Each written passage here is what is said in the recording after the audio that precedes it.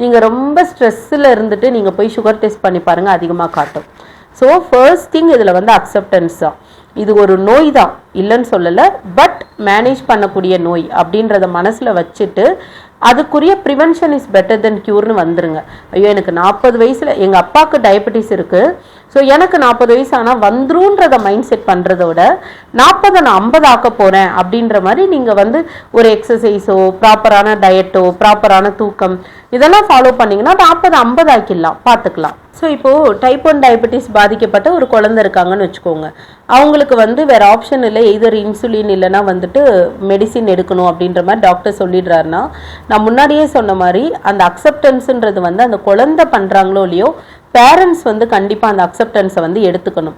ஏன்னா டெய்லி குழந்தைய வந்து ஒரு பரிதாப பார்வையில் பார்க்கக்கூடாது. இதனால குழந்தையோட படிப்பு பாதிக்கப்படுமோ, இதனால நம்ம குழந்தை வந்து சொசைட்டியில் மற்ற குழந்தைங்கள் மாதிரி இருக்காதோ, இதனால வந்து நம்ம குழந்தைங்களோட பிரெயின் டெவலப்மெண்ட் கம்மியாகுமோ, இந்த மாதிரி நிறைய பயத்தை வந்து நீங்கள் வந்து கிரியேட் பண்ணிக்க கூடாது. ஃபர்ஸ்ட் அக்செப்ட் பண்ணிக்கோங்க.